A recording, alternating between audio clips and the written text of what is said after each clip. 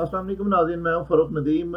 एक नए ट्यूटोरियल के साथ एस्पायर का आज जो हम ट्यूटोरियल करने जा रहे हैं वो बहुत ही यूज़फुल होगा आपके लिए।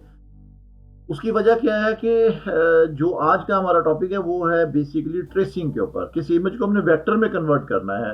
वो इमेज कोई भी हो सकता है, वो इमेज फ्लावर्स हो सकते हैं, वो कैलीग्राफी हो सकती है या कोई ऐसी चीज़ जिसमें लाइन जो है वो ट्रेस हो सके। तो सेशन का आगाज़ करते हैं। मैं एक नई फाइल यहाँ पे ले रहा हूँ। फाइल का साइज़ जो भी आपकी रिक्वायरमेंट हो वो साइज़ लें उसका। उसके बाद जो इसमें अगला मेथड है वो ये है कि हमने यहाँ पे इंपोर्ट करना है एक बिटमैप को। और वो बिटमैप आपने सेलेक्ट करनी है। बिटमैप में क्या होना चाहिए, बिटमैप के अंदर किन चीज़ों को आपने ज़हन में रखना है, क्या क्या मामला है, वो सारी चीज़ें आज हमारी डिस्कस होंगी।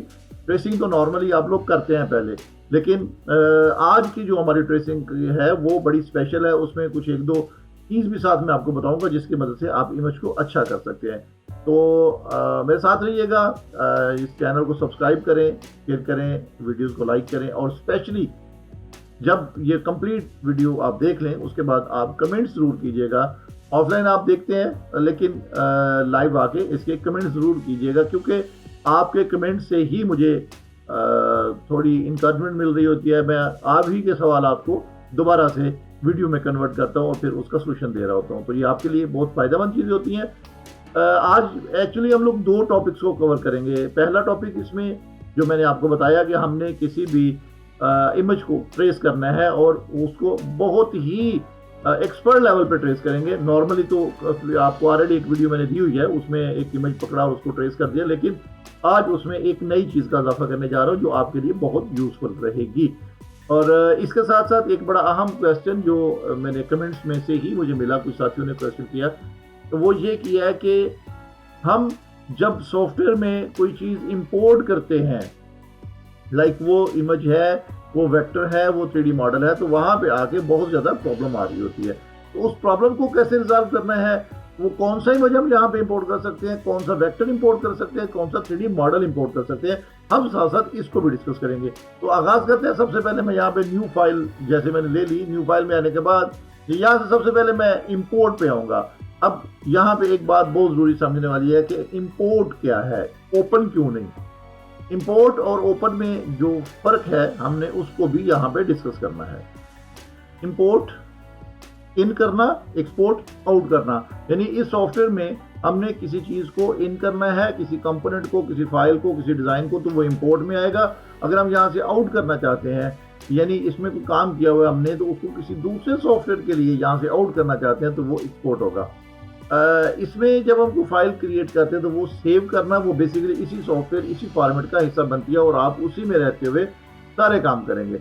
लेकिन जब एक्सपोर्ट की बात होगी तो क्योंकि इसकी फाइल एस्पायर की बनी हुई फाइल एस्पायर में ही ओपन होगी, इवन के इसी तरह से जब हम एक सॉफ्टवेयर से किसी दूसरे सॉफ्टवेयर को कोई फाइल या कोई सोर्स भिजवाना चाह रहे होते हैं तो वहाँ पे हम एक्सपोर्ट को यूज़ करते हैं। यानी इंपोर्ट किसी दूसरे सॉफ्टवेयर से लाने के लिए, एक्सपोर्ट किसी दूसरे सॉफ्टवेयर को भिजवाने के लिए, देने के लिए। इन आउट हम इंपोर्ट और एक्सपोर्ट के थ्रू करते हैं। अच्छा, अभी हमारे पास फाइल में आके जब हम देखते हैं इंपोर्ट, तो इंपोर्ट के अंदर हमारे पास 4 ऑप्शन मौजूद हैं। वेक्टर है, बिटमैप है, 3D मॉडल है और कट 3D टूल पाथ है। ये 4 चीज़ें हैं, चारों डिफरेंट हैं। मैं इनको बिल्कुल डिस्क्राइब करूंगा। सबसे पहले मैं बात करूंगा इंपोर्ट वेक्टर में। जैसे ही हम इंपोर्ट वेक्टर में आते हैं तो इंपोर्ट वेक्टर के अंदर बहुत आसान है इस चीज़ को समझना कि हम इसमें क्या क्या इंपोर्ट कर सकते हैं। बस सिंपल आप यहाँ पे ऑल फाइल्स को खोलें और यहाँ पे आपको उसकी पूरी लिस्ट उसने दे दी। ये जितनी भी एक्सटेंशन यहाँ पे लिखी हुई है, ये सारी की सारी एक्सटेंशन एस्पायर सॉफ्टवेयर सपोर्ट करता है इंपोर्ट करने के लिए। ये किस में है? वेक्टर में है। जब आप वेक्टर में आएंगे तो वेक्टर में आप इन सॉफ्टवेयर की, अब इनकी एक्सटेंशन को आप नेट पे सर्च कीजिएगा, कुछ का आपको पता भी होगा, नेट पे सर्च कीजिएगा, आपको आइडिया हो जाएगा कि कौन सी एक्सटेंशन किस सॉफ्टवेयर की है। और फिर एक चीज़ यहाँ पे ये भी ध्यान में रखिएगा, जब आपने कोई फाइल इंपोर्ट करनी है तो इंपोर्ट करते वक्त आपको ये पता होना चाहिए कि ये किस सॉफ्टवेयर की है, और जब किसी सॉफ्टवेयर से लाना चाह रहे हैं तो आपको ये पता होना चाहिए कि हमारा एस्पायर कौन सी फाइल को सपोर्ट करता है। तो वहां से एक्सपोर्ट करते वक्त भी आपको ये बात ध्यान में रखना होगी। तो ये वो फॉर्मेट्स हैं जो आपको जैसे भी मिले आप इसमें डायरेक्ट उनको इंपोर्ट कर सकते हैं। तो ये वो सॉफ्टवेयर की लिस्ट आ गई। इस तरह से मैं अगर यहाँ पे बात करता हूँ दूसरे ऑप्शन की, इंपोर्ट में आके बिटमैप, तो बिटमैप के अंदर भी देखिए आप यहाँ पे मुख्तलिफ बिटमैप्स को इंपोर्ट कर सकते हैं। ये उसकी लिस्ट पड़ी हुई है, जैसे BMP JPG वगैरह, ये सारी लिस्ट पड़ी हुई है। ये एक्सटेंशन आप इसमें इंपोर्ट कर सकते हैं। इसी तरह से अगर मैं बात करता हूँ थर्ड ऑप्शन की, जो कि 3D मॉडल के लिए है, import component 3D model. 3D model क्या है? जो आप इसमें 3D का काम करके बैठे होते हैं या बाहर से किसी से इंपोर्ट करते हैं फाइल, यानी जैसे आप नेट से कोई फाइल 3D की डाउनलोड करते हैं तो वो यहाँ से आप सॉफ्टवेयर के अंदर लेके आएंगे। तो इसको करेंगे तो ये देखिए यहाँ पे ये भी इतने सारे सॉफ्टवेयर को सपोर्ट कर रहा है कि इन सॉफ्टवेयर की फाइल आप डायरेक्ट इसमें इंपोर्ट कर सकते हैं। तो ये इसका आसान तरीन हल है इंपोर्ट को समझने का। इंपोर्ट में फोर्थ पे होगा तो ये हमारे पास यहाँ पे है इंपोर्ट फोटो वीकार, machinist R, cut 3D tool path. ये जो 3 सॉफ्टवेयर उसने बताए, इन तीनों सॉफ्टवेयर की फाइल टूल पाथ वाली यहाँ पे इंपोर्ट कर सकते हैं। ये कैसे समझ आएगी आपको ये क्या है? ये बिल्कुल मैं थोड़ा सा आपको हिंट दे देता हूँ।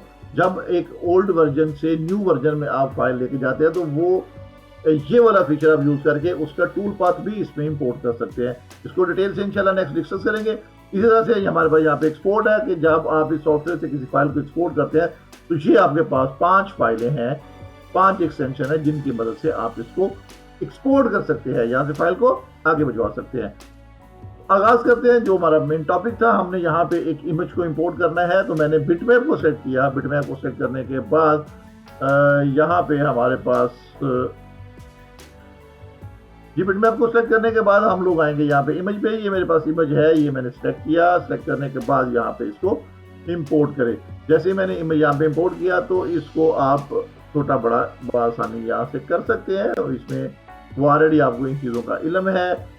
अब इस इमेज को जैसे मैं जूम करूंगा तो यहाँ देखिए कुछ शेडोज आ रहे हैं, ठीक है, ये यहाँ पे कुछ शेडोज आ रहे हैं। ये इतना डिटेल से दिखाने का मकसद आपको ये है कि आपको पता होना चाहिए कि जो आप इसमें इमेज कॉल कर रहे हैं उसकी इमेज क्वालिटी क्या होनी चाहिए, उसके अंदर कोई लहर, कोई शेडो, कोई नहीं आना चाहिए, क्योंकि जब ये ट्रेस करता है तो उनको भी फॉलो कर रहा होता है। तो अभी हमने क्या करना है, सबसे पहले इन शेडोज को रिमूव करना है। ये देखिए मैं यहाँ पे से जूम करता हूँ। आप पैनल पे आ जाए। पैनल पे आके यहाँ पर आपको मिलेगा फोटो एडिटर। ये हमारे पास है ओपन पिक्चर एडिटर। ये मैंने पिक्चर एडिटर को ओपन किया। यहाँ पे हमारे पास ये इसके कुछ फीचर्स अवेलेबल हैं। ये जो फीचर इसमें हमें नजर आ रहे हैं, इनमें कंट्रास्ट है, ब्राइटनेस है उसकी, एंड गैमा। अब ये कंट्रास्ट क्या है समझिएगा, काले चिट्टे को सेपरेट करने के लिए, काला चिट्टा मीन दो मुख्तलिफ कलर्स को आपस में बिल्कुल डिफरेंट करने के लिए मिक्सिंग खत्म करता है उसकी। मैं यहाँ पे इसको थोड़ा सा डार्कनेस की तरफ लेके आता हूँ, तो ये देखें उसने जो काला है उसको काला ही कर दिया, ब्लैक को यानी ब्लैक में ही सॉलिड कर दिया। तो इस तरह से मैंने इसको एक मुनासिब मिकदार में इंक्रीज किया इसकी वैल्यू को। ब्राइटनेस थोड़ी सी इसकी मैं अगर बढ़ाऊंगा तो ये देखें फिर वो नीचे से वो चीज़ नजर आनी शुरू हो जाएगी, लेकिन थोड़ी सी यहाँ पे लेके आऊँगा तो ब्राइटनेस उसकी ज़्यादा होगी, लेकिन इसको बहुत ज़्यादा करने की जरूरत नहीं है, मुनासिब। ये देखें, क्योंकि इसको ज़्यादा करेंगे तो यहाँ पे आप देख रहे हैं उसके साइड पे भी जो छोटे छोटे पिक्सल्स हैं वो हाईलाइट होना शुरू हो गए। तो इसको बहुत ज़्यादा ना करें, बल्कि इसको यहाँ तक रखें ताकि हमें कोई और उसमें एक्स्ट्रा चीज़ डिस्टर्ब ना करे। गैमा भी क्या करता है, ये जो इनके एजेस होते हैं, इन एजेस को स्मूथ करता है। ये देखें एजेस पे फर्क आ रहा है, ये देखें। तो इसको यहाँ पे रखा। ये इन्वर्ट उसका होता है कि आप अगर वाइट है तो उसको ब्लैक कर देगा, ब्लैक है तो उसको वाइट कर देगा। तो ये चीज़, ये हमारी जरूरत नहीं है। ग्रे स्केल है, उसको ग्रे स्केल में कन्वर्ट करेगा, ये उसके बॉर्डर के लिए है। तो ये मतलब गैर जरूरी चीज़ें हैं फिलहाल इस असाइनमेंट में, मुझे इनकी ज़रूरत नहीं है। ये देखें, मैं अगर इसको राउंड करना चाहूँगा तो जैसे ही मैंने ओवल बॉर्डर सेलेक्ट किया तो उसने उसको जो इमेज हमने पकड़ा था उसको राउंड कर दिया, लेकिन ये ज़रूरत नहीं है। मैं इसको अप्लाई करके क्लोज करके बाहर आ गया। पहली सेटिंग तो ये, इस सेटिंग को आपने करना है। उसके बाद इसको मैं किसी एक खास एरिया को जूम करता हूँ जहाँ पे थोड़ी कॉम्प्लिकेशन नजर आए हमें। ये देखो, मैंने इसको यहाँ पे सेट किया। इसको सेट करने के बाद अभी हम क्या करेंगे, इमेज को सेलेक्ट करें और हमारे पास यहाँ पे मौजूद है ट्रेस बिटमैप। ये देखिए, मैंने पहले ही हाई रेजोल्यूशन पिक्चर यूज की है। आपने भी ये ध्यान में रखना है कि जब भी आप कोई पिक्चर ट्रेस करने के लिए सेलेक्ट करें तो आपने उसको हाई रेजोल्यूशन पे लेना है। जब तक उसकी रेजोल्यूशन हाई नहीं होगी तो आपकी ट्रेसिंग अच्छी नहीं आएगी। लेकिन मैं फिर भी जो टेक्निक आपको देने जा रहा हूँ उससे इंशाल्लाह आपको बहुत फ़ायदा होगा। लेकिन ज़हन में रखिएगा, जब तक आपके पास जो बेस है वो अच्छी नहीं होगी, यानी जो आपका इमेज है अगर वो अच्छा नहीं होगा तो आप उस पर ट्रेसिंग अच्छी नहीं दे सकते। तो यहाँ पे हमारे पास दो ऑप्शन है, कलर का है एंड ब्लैक एंड वाइट का है। तो सबसे पहले ये जो इमेज है, हमने इस इमेज को, ये जो इमेज है इस इमेज को हमने यहाँ पे सेलेक्ट किया और ये उसकी इमेज की फेडिंग को कम ज़्यादा करने के लिए यूज होता है। यहाँ पे ऊपर हमारे पास है, क्योंकि हमारा ये जो इमेज है पहले ही ब्लैक एंड वाइट है तो इसको मैं ब्लैक एंड वाइट में ही रखता हूँ। ब्लैक एंड वाइट में रखने के बाद अब नंबर ऑफ कलर्स, चूंकि इसमें कलर है ही नहीं वरना यहाँ पे नंबरों कलर्स की लिस्ट आ जाती है, उसको हम सेलेक्ट करते हैं। तो यहाँ पे मैं इसका प्रीव्यू लेता हूँ तो देखिए उसने इस इमेज को ट्रेस कर दिया। अब एक चीज बड़ी गौरतलब है, यहाँ पे देखिए ये स्टेप आया, ये शार्प कॉर्नर बना दिया उसने। ये जो चीज आपको मैं दिखाना चाह रहा था, किसी भी जगह पे आप आएंगे तो ये देखिए यहाँ पे उसने शार्प कॉर्नर बना दिया। अच्छा, ये जाहिरी आपको शायद इन चीज़ों की कोफ्त हो रही होगी कि ये क्या फ़ायदा हमें इतनी बारीकी में जाने का, टूल तो हमने इतना मोटा चलाना है, कस्टमर इसके पैसे देता नहीं है। लेकिन भाई मेरे, मैं हमेशा एक बात कहता हूँ, कस्टमर आपकी जो पहचान है वो नहीं है। आपकी पहचान आपको फन है, आपको काम अच्छा आता होगा, आप अच्छे तरीके से काम कर सकते होंगे तो कस्टमर आपका ऑटोमेटिकली अच्छा बनेगा। और अगर आप काम ही थर्ड क्लास करेंगे, आप ये देखें जैसा ये एक एरर है, ऐसे एरर्स को आप नहीं देखेंगे तो आपका कस्टमर भी आपको थोड़े पैसे वाला ही मिलेगा। क्योंकि जब आप क्वालिटी का काम करेंगे ऑटोमेटिकली आपकी सिलेक्शन अच्छी होगी, आपका कस्टमर भी उस क्वालिटी का आपके पास आएगा। मार्केट में टाइम लगता है, रिप्यूट बन जाती है कि कौन बंदा किस लेवल का काम करता है। आप देख लें मार्केट में जितने पुराने लोग बैठे हुए हैं उनकी पहचान है, यार वो फलां बंदा बहुत अच्छा काम करता है, उसी के पास लेके चलते हैं। वो जो फलां बंदा बहुत अच्छा काम करता है वो कौन है? वो वही है जो अच्छा काम करता है। तो मैं इसलिए हमेशा पहले दिन से आपको इसी चीज़ पे लेके आ रहा हूँ कि आपकी ज्योमेट्री स्ट्रांग होनी चाहिए, आपकी अपने डिज़ाइन के साथ अंडरस्टैंडिंग अच्छी होनी चाहिए। उसके बाद अगली बात है कोई आपको पैसे कितने दे रहा है या आप किसी का काम किस लेवल का कर रहे हैं। हमेशा अपना म्यार आपने खुद बनाना है, कोई आपके म्यार को नहीं बनाएगा। तो इस वजह से इन बारीक बातों को, बारीकी को जरूर समझे, ये बहुत ज़रूरी है। अच्छा ये देखें, ये डिज़ाइन तो ऑलमोस्ट वेरी गुड, बहुत अच्छा बन गया। जैसे इसमें जो मैं देख रहा हूँ एरर, जो आपको बताना चाह रहा हूँ वो ये स्टेप्स हैं, ठीक है, ये स्टेप्स हैं। अब मैं पर्सनली अगर बात करूँ, अगर आपको राउटर के अलावा मैं बात करता हूँ, आपको ये काम लेज़र पे काटना पड़ जाए या आपको प्लॉटर पे ये काटना पड़ जाए, तो ज़रूरी नहीं है कि आप सिर्फ उस पर राउटर पे काम कर रहे हैं। भाई आप लेज़र पे भी काम कर सकते हैं। आप बहुत सारे यूज़र हमारे लेज़र के भी हैं।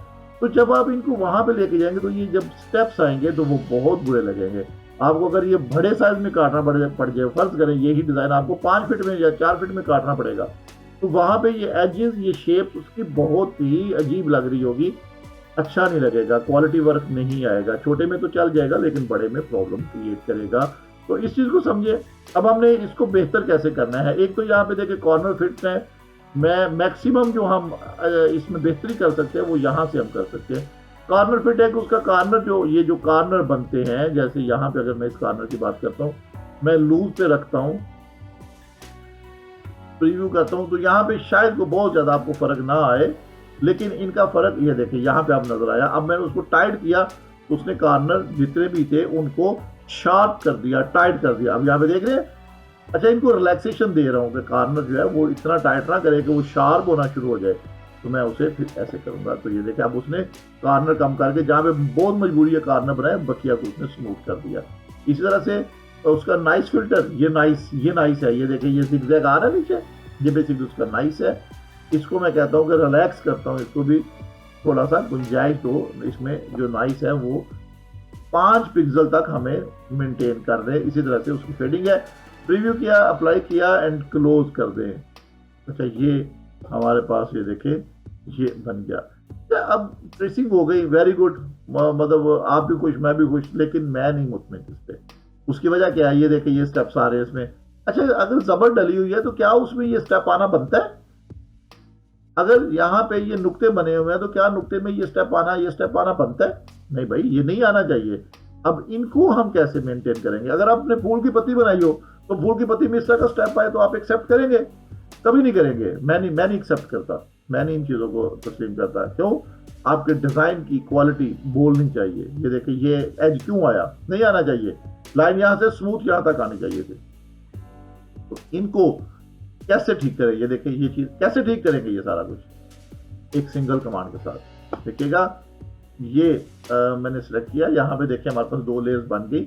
मैं इसी को कॉपी पेस्ट कर लेता हूँ। वैसे तो लेयर ऑटोमेटिकली बन जाएगी, मैं कॉपी पेस्ट करके ये मैंने एक और लेयर रखी और इसको मैं मूव करवाता हूँ थर्ड लेयर में, न्यू लेयर 2। इसको मैं यहाँ पे फाइन लिखता हूँ और इसका मैं यहाँ पे कलर भी रेड कर देता हूँ। तो ये देखें, अब कोई एक ऐसा पोर्शन जिसमें आपको ज्यादा एरर नजर आ रहे हैं, वो एक एरिया अपने सामने करें। वो जब आप यहाँ पे ये वाले कॉर्नर पे भी मसला है, तो जब आप इसको खुद करेंगे तो आपको आइडिया हो जाएगा। अब इसको हमने बेहतर करना है तो क्या तरीकाकार है हमारे पास? हमारे पास यहाँ पे एक कमांड मौजूद है, कर्व फिट कमांड। ऑलरेडी आपको पता भी है, आप इसको यूज भी करते हैं, लेकिन आज इसका जो यूज करने जा रहे हैं वो बड़ी मजे की बात है। ये देखें, मैंने इसको कर्व फिट किया। अब यहाँ पे हमारे पास 3 ऑप्शन आ रहे हैं, सर्कुलर आर्क्स हैं, बेजियर कर्व्स हैं और स्ट्रेट लाइंस हैं। टॉलरेंस है, कीप शार्प कॉर्नर है और इसकी ये डिग्री है। अभी कुछ नहीं करना, सिर्फ ये वैल्यू नोट कर लें, 0.01।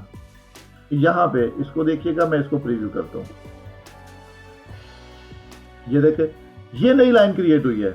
ये देखे, ऑटोमेटिकली उसने बिल्कुल स्मूथ कर दिया। आप जरा घूमे सारे डिजाइन के ऊपर, आपको हर जगह पे वो जो शार्प हिस्सा वो खत्म होता ना। ये देखे, ये इसमें वो जहां पे डंपिंग हुई थी उसने वो सारी की सारी स्मूथ कर दी। ये एक ऐसा टूल है जो ऑलरेडी आप यूज कर रहे हैं, लेकिन इसकी अफादियत का आपको आइडिया नहीं है कि इसकी अफादियत क्या है। अच्छा, जैसे यहाँ पे आप देख रहे हैं ना कि वो बिल्कुल स्मूथ करके, आप कहते हैं कि नहीं यार थोड़ा सा तो इसको बेहतर होना चाहिए। अच्छा, यहाँ पे आप उसको एडिट कर सकते हैं। ये देखिए, और हो गया। अब आप इसको यहाँ पे एक इसके साथ 0 करते हैं, यानी वो बढ़ती जा रही है। तो मैं इसको प्रीव्यू करता हूँ। अब देखें उसके प्रीव्यू, यानी पहले 0.01 था, अब मैंने 0.005 कर दिया, मजीद एक्यूरेसी उसको दी। अब देखें आपको फर्क नजर आ रहा है। ये देखें, यहाँ पे ये कॉर्नर था, उसने खत्म कर दिया। यहाँ पे ये कॉर्नर बना हुआ था, आप देख सकते हैं ये लाइन गुजर गई और उसने खत्म कर दिया। अच्छा, मैं इसको ओके करता हूँ ताकि आप इसको अच्छे तरीके से देख सके, समझ सके। अब देखेंगे, अब आपको नजर आ रहा है सारा कुछ। ये लाइन एक रेड है और एक इसमें दूसरी लाइन चल रही है। ये देखें, ठीक है, एक रेड है। अब उसने यहाँ पे सारे स्मूथनेस जो है उसमें ऐड कर दी। ये देखें, की शार्पनेस थी, उसने उसको स्मूथ किया। तो ये हमारी जो कमांड रूटीन में यूज होने वाली, ये देखें, ये रूटीन में इस्तेमाल होने वाली कमांड थी। उसको यहाँ पे देखे, उसने उसको एज खत्म किया और स्मूथ कर दिया। तो भाई मेरे मुझे बड़ी उम्मीद है कि आपको इस चीज़ की बड़े अच्छे तरीके से समझ आई होगी। इसी तरह से आप कोई भी डिज़ाइन इस पे लेके आए, आप जब उसको ट्रेस करेंगे तो ट्रेस करने के बाद ये वाला जो फीचर मैंने उसको फिट कर का बताया, इस फीचर को जरूर अप्लाई कीजिएगा। इस फीचर के साथ आपके डिज़ाइन में जितने भी एजेस हैं वो सारे के सारे स्मूथ हो जाएंगे। ये कमांड और भी बहुत सारी जगहों पे इस्तेमाल होती है। इंशाल्लाह अगले किसी सेशन में मैं इस कमांड का एक और बहुत बड़ा बेनिफिट जो आप लोगों को एक बहुत प्रॉब्लम कर रहा है, जिसके ऊपर अक्सर आप लोगों के क्वेश्चन आते हैं, वो इंशाल्लाह मैं आप लोगों के साथ शेयर करूंगा। चैनल के लिए मैं जरूर आपसे रिक्वेस्ट करूंगा कि बाकी लोगों को भला करने के लिए हमेशा इसको हर वीडियो को शेयर किया करो अपने सोशल मीडिया प्लेटफॉर्म के ऊपर। वीडियोस को लाइक करके कमेंट्स लाजम किया करो, क्योंकि आपके कमेंट से अगली वीडियोस बन रही होती हैं। आपके कमेंट्स में जितने भी आप लोगों के क्वेश्चंस होते हैं वो मेरे टास्क बन जाते हैं। मैं उन्हीं क्वेश्चन को रिजॉल्व करते हुए एक नई वीडियो बना दूंगा इंशाल्लाह। तभी मेरी कोशिश है कि मैं रेगुलर आप लोगों को वीडियोस देता रहूं, नित्य नई टेक्निक्स, नित्य नई चीज़ें, इवन कुछ और सॉफ्टवेयर भी हम इसमें ऐड करेंगे, उनका भी सेशन स्टार्ट होगा। तो मेरे साथ रहिएगा हमेशा की तरह। आप लोगों की दुआओं की बहुत ज़रूरत है, अपनी दुआओं में याद रखिएगा। इंशाल्लाह एक नई टेक्निक, नई कमांड के साथ दोबारा मुलाकात होगी। अल्लाह हाफिज़।